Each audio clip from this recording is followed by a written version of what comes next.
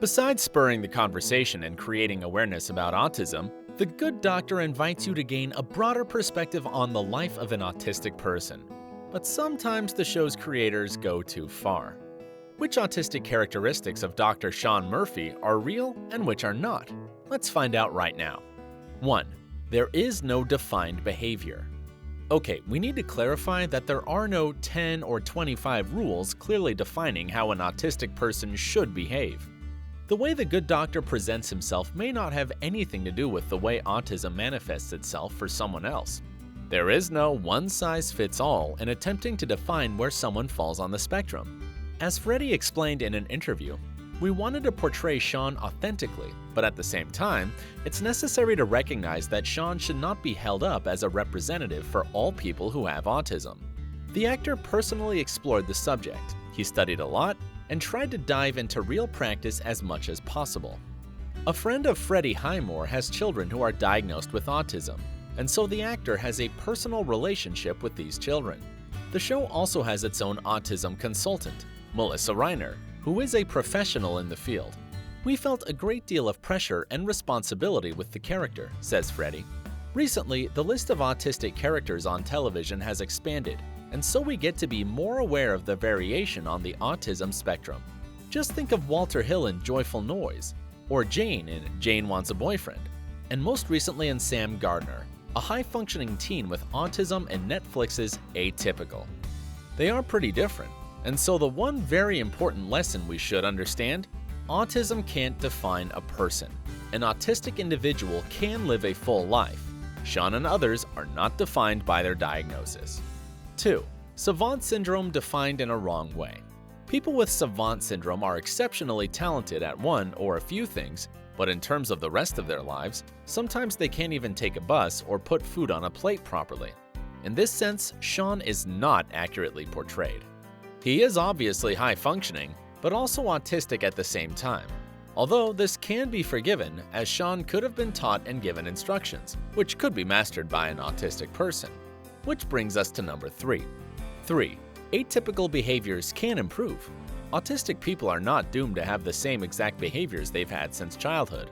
The more input and interactions are involved, the more that person can learn to navigate the world. Shaun needs other people to give him cues and clues so that he understands behavior that's not straightforward. For instance, in the early episodes, he's been shown to acquire a new understanding of sarcasm. On the flip side, Dr. Brown, Antonia Thomas, is also learning how to see things from his point of view and to communicate with him. Their exchanges have improved because she's had more interactions with Shaun. Everyone is able to adjust their style of communication with someone who has autism, so that both sides might be able to relate to each other in a better way. The show's critic Noreen Flynn, whose son has Asperger's syndrome, says, "If you're hiring someone or working with someone with autism, take a minute to talk to them. They are very intelligent, and you can learn a lot from them, and they can learn from you." In this area, the show gives a perfect example of how to build warm relations. Number 4. Sexual feelings do exist. Finally, there is a show where an autistic person is not devoid of sexual feelings. On the episode titled Pipes, it's revealed that Shaun has watched some sexual materials for his pleasure. He comments that some porn videos do have stories and plots, and later it's clear that he's aware of some of the scantily clad women in the advertising around him. As one of the characters mentioned to some guys who were mocking Shaun about his sexual interests, of course he does, as any other man. And that is great to acknowledge, in the sense of giving a much wider perspective on autistic behavior in the show. Shaun also appears to be aware of his attractive neighbor Lee, Paige Sparrow. So it is interesting to see how Shaun is going to develop his non-platonic feelings to her. Number 5. Statements work better than questions. The episode where Dr. Brown is trying to get to know Dr. Murphy is just wonderful for all its useful tips. She was questioning him about everything he did, and it seemed that Shaun was simply ignoring her. But when Dr. Brown started to simply give him statements about what concerned her, Shaun answered right away. This highlights the importance of the manner in which information is received and processed, especially for individuals with a diagnosis of autism. Commands and questions may often yield an explosive response, or a response in which the recipient of the interaction shuts down and becomes non-responsive altogether. Communication with statements, on the other hand, is more adeptly processed and may bear more fruit in the form of an appropriate and meaningful interaction. Thanks to that, Shaun and Claire became friends. 6. There is a place for sympathy.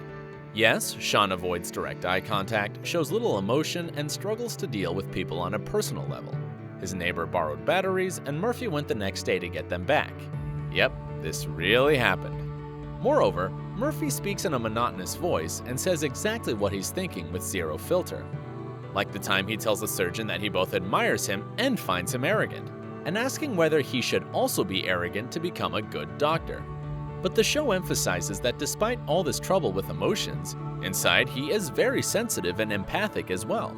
Shaun knows when he's being mocked, and even if he won't necessarily show it, that doesn't mean he lacks emotion. His feelings can be easily hurt because human connections are important to him. 7. A socially isolated life. Social isolation is a common and real aspect of the autistic experience. The show, however, takes it to an unbelievable extreme.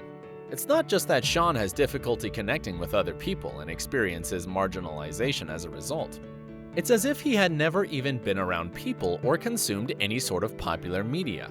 The way he first communicated with the doctors of his new hospital makes us doubt that he ever experienced such communication before.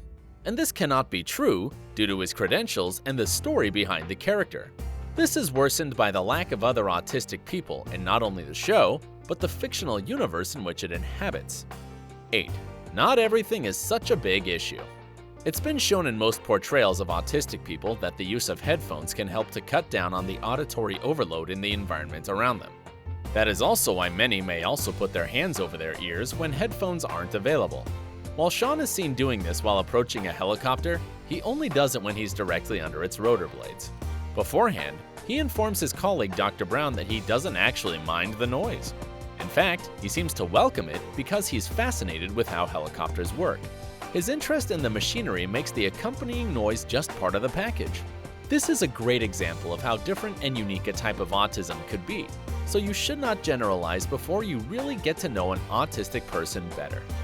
Hopefully, The Good Doctor has allowed audiences to learn new ways of thinking about people who have autism, and it shows how people with autism can be functional members of society.